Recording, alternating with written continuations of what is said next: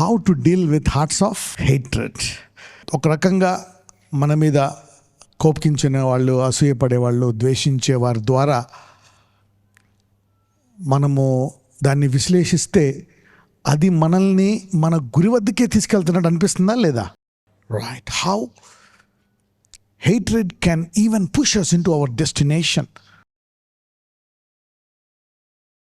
మనల్ని ద్వేషించిన అప్పుడు కూడా ఆ ద్వేషము ద్వారా మనకి ఆశీర్వాదం రిలీజ్. ఎందుకంటే యేసుప్రభువు వారు ముందే చెప్పారు, నా నిమిత్తమై మిమ్ములను ప్రజలు లోకం ఏం చేస్తుందంట? ద్వేషిస్తుందంట. They will hate you because of me. నా నిమిత్తమై. So how? మరి ద్వేషిస్తే ఏంటి, ఏం జరుగుతుంది? సాధారణంగా ఏదన్నా ఒకరికి జరిగితే అందరికీ జరుగుతుందేమో అనుకుంటాం. భయం అనేది వస్తుంది. వాస్తవం. ఎవరికైనా ఏదైనా జరిగినా, ఎవరి పిల్లలకి జరిగితే మాకు జరుగుతుంది, వాళ్ళకి జరిగితే. అందుకనే ఇప్పుడు ఒక మాట ఉంటుంది అన్నమాట, God has a word in every situation. ప్రతి పరిస్థితిలో కూడా దేవుడు మాట్లాడడానికి సిద్ధంగా ఉన్నాడంట. యోబులో ఉంటుంది, 6 సార్లు శత్రువు నిన్ను ఇబ్బంది పెట్టాడా, ఇక 7వసారి శత్రువు నీ వద్దకు రాడు. మొదటిసారి ఎన్నావు, వస్తాడు శత్రువు. 2వసారి వస్తాడు, విజయం ఇస్తా. 3వసారి ఎన్నావు, దేవుడు చెప్తున్నాడు సిద్ధపడు యుద్ధానికి. 4వసారి, 5వసారి ఇంతేనేమో, నువ్వు దేవుని దగ్గర అడగడం మానేసావనుకో, అది ఇబ్బంది అవుతుంది.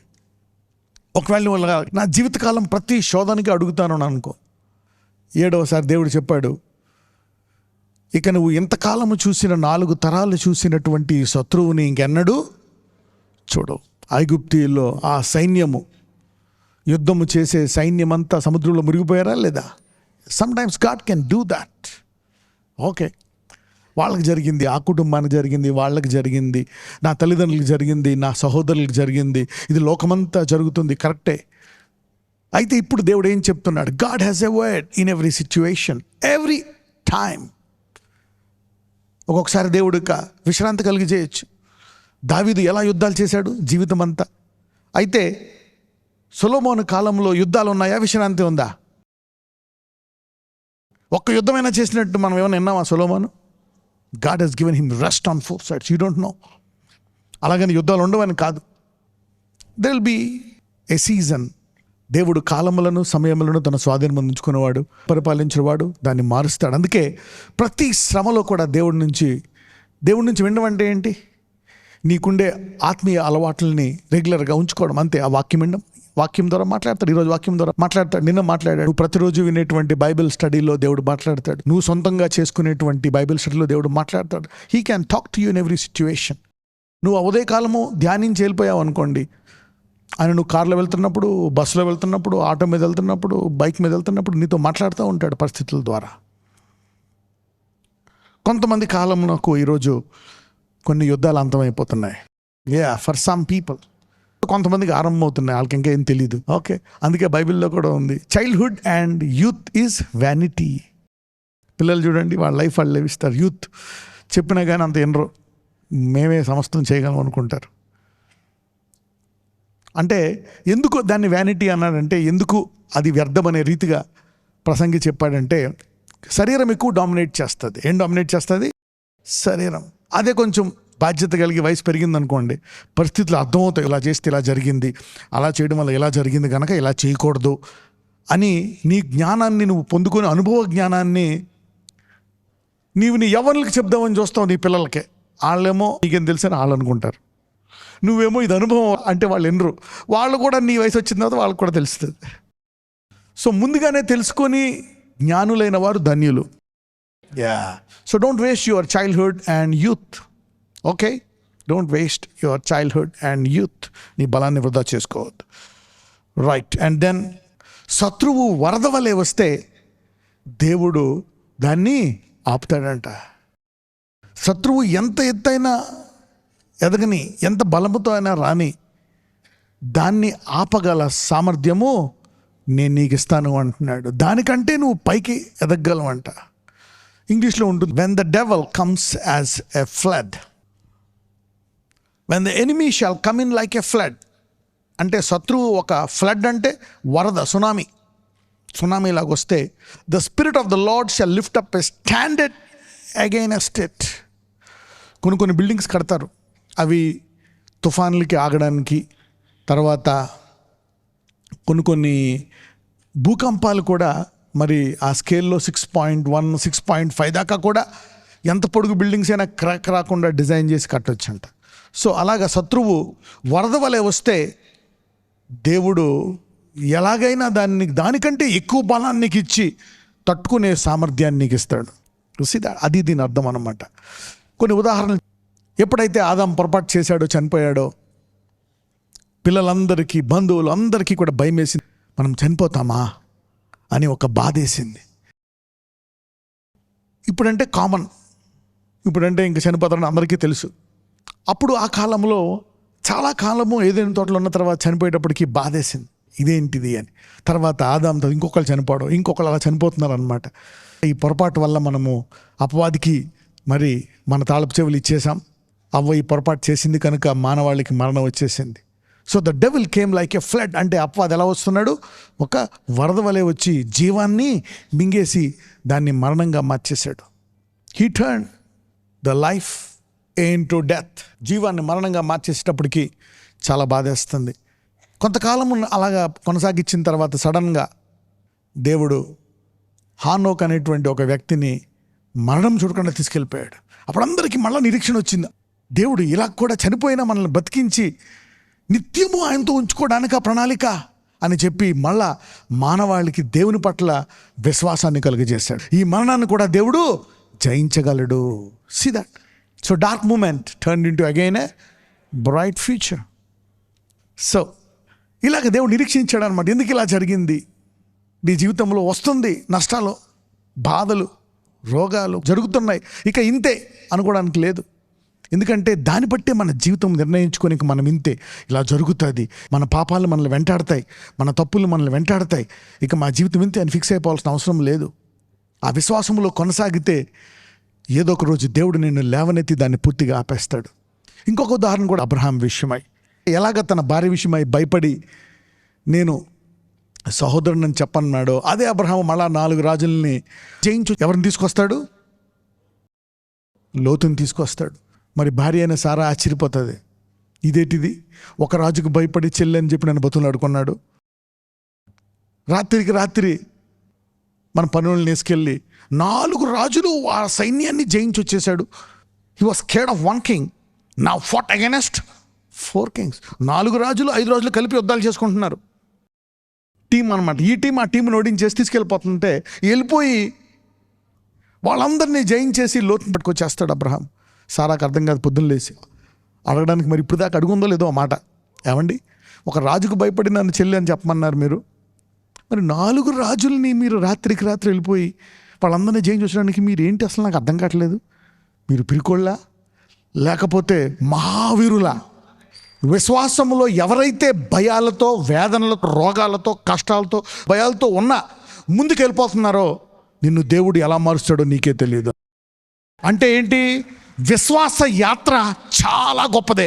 Faith is God working in you. దేవుడు పనిచేస్తాడు నీళ్ళు. నువ్వు బలహీనుడువా, బలహీనతలో ఉన్నావా, పాపములో కూరుకుపోయావా, భయంకరమైన జీవితమా, భయంకరమైన గతమా, చదువు లేదా, చాలా చెడ్డ చరిత్ర కలిగిన వాడువా, అవమానిస్తారు జనాలు, నిన్ను అవమానం వస్తుంది, కానీ నేను ముందుకెళ్ళిపోతా విశ్వాసయాత్రలో అనుకుంటున్నావా? నీ గత చరిత్రని తిరిగి నూతన చరిత్రను నువ్వు రాస్తావు. You can arise. పక్కనతో చెప్పండి, దేవుని చేతిలో కొనసాగడము చాలా గొప్పది అనండి. అందుకే సడన్గా ఎవరైనా విశ్వాస యాత్రలో ముందుకెళ్తున్నారు అనుకోండి, ఫిక్స్ అయిపోవద్దు. డోంట్ ఫిక్స్ వీడింతే అలాగే. నో, నీకు తెలీదు what God can do through them. మిమ్మల్ని చూసి ఎవరెవరైతే అపార్థం చేసుకున్నారో, మీరు ఇంతే అనుకున్నారో, వాళ్ళకి మీరు, మీ బంధువులు అవ్వచ్చు, ఇంట్లో వాళ్ళు అవ్వచ్చు, నూతన సామర్థ్యము దేవుడు మీ ద్వారా బయలుపరచునుగాక. సారా మైండ్ ఆలోచించారా? ఒక రాజుకే ఉనికిపోయాడు, 4 రాజ్యాలు పోనీ ఓడిపోయి వచ్చాడా? జయించి 4 రాజులు సొదొమ రెస్పెక్ట్ చేస్తున్నాడు. ఇలా మొత్తం అంతా మారుమరుగుపోయింది. అబ్రహాం అంట రాజు చేయలేదు, ఏదో శరణార్థుడిగా వచ్చాడు టూరిస్ట్ అని. అతనిని జయించాడేంటి? రోజు ఆర్మీ జనరల్లో మన ఏళ్ళలో 4 రాజ్యాలు కలిపి చేయలేనిది ఒక విశ్వాసి చేశాడు. విశ్వాస యాత్ర అంటే ఏంటో తెలుసా? దేవుడు తన సామర్థ్యాన్ని ఒక మనిషిలో చూపించడము. దేవుడు ఎలాగైనా చేయగలడు. సో అందుకే never go back in your faith journey. నాకేం జరగట్లేదు, ఎప్పుడు ఇలాగే ఉంటుందని ఎప్పుడు డిస్కరేజ్ అవ్వక, నీ గురించి అనేక రకాలుగా దేవుడు నీకు చూపిస్తాడు. అబ్రహాం కూడా అనుకుని ఉంటాడు, ఇదేంటిది, నేను ఒక రాజుకు భయపడిపోయాను, ఇలా 4 రాజ్యాలని జయించి వచ్చేసాను. What God can do through you. Then ఏలియా ఎలాగా జెజ్బేల్. సో జెజ్బేల్ ఒక్క స్త్రీ రాజు పక్క నుంచొని రాజు హృదయాన్ని మార్చేసి రాజ్యాన్ని అవిశ్వాసంలోకి తీసుకొస్తే, ఒక ప్రవక్త మళ్ళా తన రోషంతో మళ్ళా దేశాన్ని తన వైపు తిప్పుతాడు. ఎవరా ప్రవక్త? ఏలియా. ఎలాగ అప్పుడు ఆ యెజ్బేల్ పైనుంచి కింద పడిపోయింది, ఏలియా ఏమో మరణం చూడకుండా వెళ్ళిపోయాడు. You see how God can do some things in your life. Dark moment, bright future. రేపొద్దున మీరు వేరే ఊర్లు వెళ్ళినా, వేరే దేశాలు వెళ్ళినా, మీరు కొన్ని స్థిరపడిపోయి మీరు వాటిని మీ పిల్లలకి, తర్వాత మీ బంధువులకి బోధించితే రానున్న రోజుల్లో అవి వేదన లేకుండా కాపాడతాయి. You see that you can avoid this things. చాలామంది ఇదంతా వినడానికి రెడీగా లేరు, ఎందుకంటే మీ సొంత ఊబియే ఇక్కడ దాకా ఉంది. ఇక్కడ దాకా మునిగిపోయే నాకు సొంత సమస్యలు, నా భర్తే పెద్ద సమస్య, నా భార్య పెద్ద సమస్య, నా తమ్ముడే పెద్ద సమస్య, నా బంధువులు, నా పక్కింటోళ్ళు, నా పిల్లలకి ఇంకా పెళ్ళి అవ్వలే, నా పక్కింటోళ్ళు జరిగింది, నాకు ఇంత ముందు ఇంట్లో సమస్యలే తట్టుకోలేక పొరుగు వారిని ప్రేమించాలంటే ఏమైనా అంటారు, కానీ నీ సొంత ఊబిలో కూరుకుపోయావు. నువ్వు కూరుకుపోయినా నేను కాదన్నావు. ఒక్కొక్కసారి సొంత ఊబిలో కూరుకుపోయి కూడా నీవు దేవుని కొరకు చేస్తావు అనుకుంటే అది నిన్ను ఆశీర్వదించి నీ సొంత వాటి పైన నీకు విజయాన్ని ఇస్తుంది. అలాగే నీవు నీ ఊబిలో కూరుకుపోయి ఆటల్లోనే వెళ్ళిపోకుండా ఈ చిన్న విత్తనాన్ని వేసుకున్నావు అనుకో, ఏ టైంలో ఇది సహాయపడుతుందో నీకు తెలియదు. సో మీ ఊబిలో ఇరుక్కుపోయినా సరే ఎక్కడో నీ విత్తనాన్ని కేవలం నీ కొరకే కాక కొంచెం ప్రభువా, ఎలాగ దావీదు మహాభక్తుడు ప్రార్థించాడు, అయ్యా నేను ఇప్పుడు వృద్ధుడిని అయిపోయాను, బలహీనుడిని అయిపోయాను, అయినా నన్ను విడిచిపెట్టక వచ్చు తరానికి నేను నీ బలాన్ని చూపినట్లు నన్ను వాడుకో అన్నాడు. అంటే దావీదు తన బతికి తను చేసిన 40-50 సంవత్సరాల ఆత్మీయ జీవితం కంటే ఈ 4-5 వేల సంవత్సరాలు దేవుడు దావీదుని గొప్పగా వాడుకున్నాడు. Yes, see that what God can do. దేవుడు ఎలా వాడుకోగలడో చూసారా. ఇప్పటికీ ఆ మహాభక్తుల గురించి మనము చదువుకుంటున్నాం, అతన్ని చూసి బలం పొందుకుంటున్నాం, అతని క్షమాపణ చూసి చాలామంది అందుకు క్షమిస్తాడని ధైర్యంగా ముందుకెళ్ళిపోతున్నారు. అది మీరు బయటికి చెప్పుకోరు, కానీ మీ పర్సనల్గా మీ హృదయాలకు తెలుసు. Some things you know it. నన్ను క్షమించడానికి అనుకుంటున్నప్పుడు మీరు దావీదుని చూసి, ఎందుకంటే క్షమాపణ అనేది మళ్ళా పాపం చేయడానికి కాదు, ఇక మళ్ళా చేయకుండా ఉండి ఆత్మలో ఎదగడానికి. Repentance is to rise above your old mistake and go forward. Forgiveness is to rise above your past. క్షమాపణ ఎందుకంటే నీ గతం మీద నువ్వు ఎదగడానికి దేవుడు నిన్ను క్షమిస్తాడు. ఎప్పుడైనా నువ్వు పొరపాటు చేస్తే నువ్వు దేవుడిని క్షమించమని అడిగి మళ్ళా చేస్తాను అనుకుంటావా? ఇక మళ్ళా చేయకుండా నాకు బలమే. ఎంతమంది ప్రార్థిస్తారు? అందరూ చేస్తారు ఆ పని. ఎవ్రీ బిలీవర్, మారు మనసు పొంది యేసుని స్వరక్షకునిగా అంగీకరించినటువంటి ప్రతి విశ్వాసి చేసే పని ఇది. అలాగని వాళ్ళు ఎదగకుండా ఉండరు, ఎదుగుతారు తప్పకుండా. They will grow. Forgiveness is very powerful. Repentance is very powerful. పశ్చాత్తాపము, క్షమాపణ అనేది నీ బలహీనత మీద నీకు విజయాన్ని ఇస్తుంది తప్పితే నీ బలహీనతలో కొనసాగడానికి కాదు. Never ever go back in your faith journey. మనిషి అంతే, 1000 చేసినా ఒకటి పొరపాటు చేసావా 9,099 కొట్టేస్తాడు. దేవుని చిత్తం ఏంటి? దేవుడే ఒకళ్ళ చిత్తాన్ని పట్టుకోవట్లేదు. నువ్వు ప్రార్థిస్తేనే ఆయన వచ్చి ఆదుకుంటాడు, లేకపోతే ఆయన ముట్టుకోడు. ఎందుకంటే నీ చిత్తాన్ని ఆయన పట్టుకోడు. అందుకే నువ్వు ప్రార్థించాలా.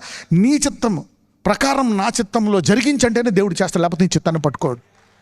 ఎందుకు ప్రార్థించాలా? ఎందుకు ప్రార్థన అంటే దేవుడు కూడా నిన్ను ఫోర్స్ చేయడు ఏ విషయంలోనూ. నువ్వు అడిగితేనే ఇన్వాల్వ్ అవుతాడు. అది మానవుడికి ఇచ్చినటువంటి స్వేచ్ఛ. God gave that freedom to man. అందుకనే చాలా జాగ్రత్తగా ఉండాలా. You should be very careful in what you listen. మీరేం వింటున్నారో జాగ్రత్తగా చూసుకోండి. అంటే ఏ శత్రువు నిన్ను ఇబ్బంది పెట్టడానికి వీలు లేదనేటువంటిది దేవుని చిత్తము. That is the will of God. ఇప్పుడు నీ జీవితం పట్ల దేవుని చిత్తం ఏంటి? నీవు ధైర్యముగా, ఆనందముగా, సంతోషముగా, పరిశుద్ధతతో దేవుణ్ణి ఆరాధించాలనేటువంటిది దేవుని చిత్తము. అందుకే నీ శత్రువుల మీద నీకు విజయాన్ని ఇస్తాడు. అబ్రహాం ఆశీర్వాదం కూడా అదే తెలుసా. రెబెక్కాని వాళ్ళు పంపిస్తున్నప్పుడు అదే ప్రవచిస్తారు. దేవుడు నీ శత్రువుల గవిని నీకు స్వాస్థ్యముగా ఇస్తాడంట. He will surrender the gates of your enemy into your hands. నీ శత్రువుల గవిని నీ ఆధిపత్యం కింద వచ్చేస్తుందంట. ఇది దేవుని చిత్తం. ఇలాగ ఆరాధించాల, ఇలాగ ఉండడం అనేది దేవుని యొక్క చిత్తం. అందుకే యేసుప్రభువు వారు ఏమంటారు, నీవు ఎక్కడికి వెళ్ళి స్వాత ప్రకటించమన్నాడు. అయితే మనము మన సరిహద్దులను దాటాలా. అది విశ్వాసముతోటే సాధ్యం. మీ విశ్వాసము ఎదిగి ప్రపంచము మీ సరిహద్దులుగా మారునుగాక. You need to grow. Okay, అందుకే నీకేం కావాలా? వరాలు, gifts will expand your territory. వరాలు నీ సరిహద్దులను ఏం చేస్తాయి? పెంచుతాయి. చూడండి, యేసుప్రభువు వారు అంటారు, దానికి ముందే ఏం చెప్తారు, మీరు సర్వలోకానికి వెళ్ళి సర్వసృష్టికి స్వార్థ ప్రకటించాలని చెప్పి ఆయన వెళ్ళిపోతారు. వెళ్ళిపోయి మీరు యెరూషలేములో ఉండి కనిపెట్టండి. ఇప్పుడు మీరు ఇక్కడ ఉండి ఏమని చెప్పాడు వారికి? కనిపెట్టండి అని. అపోస్తుల కార్యములు 1వ అధ్యాయానికి వెళ్దాం. ఆయన వారిని కలుసుకొని ఇలాగ ఆజ్ఞాపించను, మీరు యెరూషలేము నుండి వెళ్ళక నా వలన వినిన తండ్రి యొక్క వాగ్దానము కొరకు కనిపెట్టుడి. మీరు ఎక్కడికి వెళ్ళదు, కనిపెట్టమంటున్నాడు. అదేంటది? అంతకుముందు సర్వలోకానికి వెళ్ళమన్నాడు, ఇప్పుడు ఇక్కడే ఉండి కనిపెట్టమంటున్నాడు ఏంటి అని అన్నప్పుడు చూస్తే వాళ్ళు అక్కడే కనిపెట్టారు. కనిపెట్టినప్పుడు 120వ రోజు ఏమైంది? ఆత్మ వారి మీదకి పెంతుకొస్తుందేనన్నా వచ్చి. అంతకుముందు రాలేదా? వచ్చిందా? అంతకుముందు ఆత్మ వారి మీద ఉందా లేదా? ఉంది. ఎప్పుడైతే యేసుని నమ్మావో నీలో ఎవరున్నట్టు? పరిశుద్ధాత్మ లేకుండా ఎవరు యేసు దేవుడని చెప్పలేరు కదా. మళ్ళా ఆత్మ రావడం ఏంటి? మధ్యాహ్నం తిన్నావు కదా, మళ్ళీ సాయంకాలం తినడం ఏంటి? అంటే ఎదగాలి కదా. You need to grow up. అలాగే లోపల ఆత్మ ఉంటుంది. ఆత్మ అంటే ఆయన సన్నిధి మళ్ళీ ఎదగడం అన్నమాట. సెకండ్ టైం ఆత్మ వచ్చి రావడం కాదు. ఓకే, ఆయన సన్నిధిలోకి మళ్ళీ ఆ కుమ్మరింపులో నీ ఆత్మ ఏమవుతుంది? బలపడుతుంది, కొత్తగా అవుతుంది అన్నమాట. నూతన పరచబడతావు. ఒకసారి పౌలు అంటాడు, stir up the gift in you అంటాడు. నీలో ఉండే ఆత్మ ఏం చేయమంటారు? ప్రజ్వలింపచేయి. మీరు ఒక జ్యూస్ కానీ మజ్జిగ కానీ మీరు కలుపుకొని అక్కడ టేబుల్ మీద పెట్టేసి ఒక గంట ఉంచేశారు అనుకోండి, ఏమవుతుంది తెలుసా? ఆ కిందంతా అందులో ఉండేటువంటి కొన్ని గట్టి పదార్థాలన్నీ కిందకి పైన నీళ్ళలాగా అయిపోతుంది. జ్యూస్ కూడా, గ్రేప్ జ్యూస్, ఆరెంజ్ జ్యూస్ చేస్తే ఆ గట్టి పదార్థాలు, కొంచెము గట్టిగా ఉండే పదార్థాలన్నీ కూడా కిందకు వచ్చేసి పైన నీళ్ళలాగా అవుతాయి. అప్పుడు ఏం చేస్తావు? అలాగే తాగేస్తావా? కొంచెం కలుపుకుంటావా? కలుపుతావు, స్పూన్తో కలుపుతావు. అలాగే మళ్ళీ రెండవసారి దేవుడు ఆత్మ నీ మీదకి వచ్చినప్పుడు నీ ఆత్మ ప్రజ్వలింపబడి ఫ్రెష్గా బలంతో ముందుకెళ్ళిపోతావు అనమాట. అలాగే నువ్వు అనుదిన ఆహారం చదువుతున్నప్పుడు ఒకసారి ఆత్మలో బలంగా ఉంటావు, ఒక్కొక్కసారి మరణ భయం ఏలియాలాగా, ఒకసారి బలంగా ఎవరు నన్ను ఏం చేయలేరు. మనందరి జీవితాల్లో కూడా అనేక సార్లు భయపడతాం. పొద్దున్న ధైర్యంగా ఉంటాం, మధ్యాహ్నం ఏంటి పరిస్థితి, మళ్ళీ సాయంకాలం ధైర్యంగా ఉంటాం, రాత్రి ఏం జరుగుతుందో ఏంటో. We all go through this situation. అయితే దేవుడు నువ్వు స్థిరంగా ఉండాలని కోరుకుంటాడు. అలాగే ఈ ఆత్మ వచ్చినప్పుడు వాళ్ళు ఏం చేశారంట? వారి మీదకి ఆత్మ వచ్చినప్పుడు వాళ్ళందరూ ఏ ఏ దేశాలు అయితే ఉన్నాయో ఆ దేశాల భాషలో మాట్లాడడం మొదలుపెట్టారు. ఒకళ్ళేమో చైనా భాష, ఒకళ్ళేమో ఆఫ్రికా భాష, ఒకళ్ళేమో ఫ్రెంచ్ భాష, ఒకళ్ళేమో ఈజిప్షియన్ భాష, ఇలాంటి భాషలు మాట్లాడుతున్నారంట. సాధారణంగా యూదులు అందరూ ఏం చేయారంటే అంతకుముందు చెదిరిపోయారు యుద్ధాల్లో, వాటిల్లో మొత్తం ప్రపంచ దేశాలన్నీ చెదిరిపోయిన తర్వాత వాళ్ళు ఏం చేశారంటే సంవత్సరానికి ఒకసారి పండుగప్పుడు వస్తారనమాట. ఆ టైంలో వాళ్ళందరూ ఉన్నారు అక్కడ. వీళ్ళు గట్టిగా ప్రవచిస్తున్నప్పటికీ ఆ చుట్టుపక్కల ఒక 30-40 దేశస్తులు ఉన్నారేమో యూదులు. వాళ్ళందరి భాషల్లో వీళ్ళు ఈ 120 మంది ఒక్కొక్కరు ఈ రకరకాల భాషల్లో వాళ్ళు మాట్లాడుతున్నప్పుడు వాళ్ళు చూసి, ఇదేంటిది మా భాషతో వీళ్ళు మాట్లాడుతున్నారు, వీళ్ళు పెద్ద చదువుకునే వాళ్ళు కూడా కాదు, ఈ హెబ్రూ దేశంలో కూడా చదువుకోలేని వారిలాగా ఉన్నారు, వీళ్ళు నా భాషతో మాట్లాడుతున్నారు ఏంటి అని వాళ్ళు దేవుని కొంతమంది మహింపరిచారంట. కానీ ఎప్పుడు కూడా సత్యము అబద్ధాన్ని మింగేస్తుంది, జీవము మరణాన్ని మింగేస్తుంది. ఓకే, ఎస్, నువ్వు విశ్వాసంలో ఉంటే ముందుకు వెళ్ళిపోతుంటే మీకు డౌట్స్ ఉండొచ్చు, భయాలు ఉండొచ్చు, కానీ విశ్వాస యాత్రలో మీరుంటే మీరు గురికి వెళ్ళిపోతారు. నీ విశ్వాస యాత్రలో ఎన్ని భయాలున్నా, అవ్వదనుకున్నా, ఏదనుకున్నా సరే ఒక చిన్న ప్రార్థన వాగ్దానాన్ని పట్టుకొని నువ్వు యేసు యాత్రలో ఉంటే నీ శత్రువులు కాదు, నువ్వు కాదు, ప్రపంచమంతా కలిసి నిన్ను ఆపలేరు. You are in the faith journey. ఆయన అరచేతిలో నిన్ను చెక్కాడు. నేను చచ్చిపోతాను అనుకున్నా నువ్వు చావు, నేను స్వస్థపడను అనుకున్నా సరే నువ్వు స్వస్థపడతావు, నేను బ్లెస్ అవ్వను అనుకున్నా సరే నువ్వు బ్లెస్ అయ్యి తీరుతావు.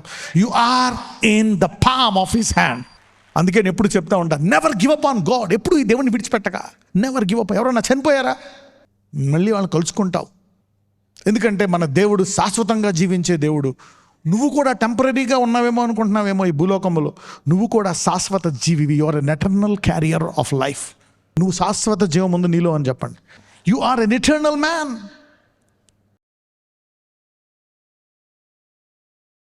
Father, heal your people now.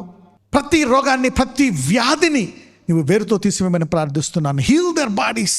వాళ్ళు ఆరోగ్యంగా ఉండి ప్రార్థించి సంఘాన్ని నూతన ఆధిపత్యంలోకి తీసుకెళ్లేటువంటి కృప వారికి దయచేయమని ప్రార్థిస్తున్నాను. In Jesus mighty name I pray. Lord Jesus bless these hands now. 2వ యోహానులో చెప్పినట్లు నీవు నీ ఆత్మలో వర్ధిల్చున్న కొలది అన్ని విషయాల్లో వర్ధిల్లినట్లు అయ్యా ఆ హస్తాలను ఆశీర్వదించి వారి కుటుంబం, వారి ద్వారా అనేకులు ఆశీర్వదించబడే కృప వారికి దయచేయమని నజరేయుడనేసి మనం ప్రార్థిస్తున్నాము తండ్రి. ఆమేన్.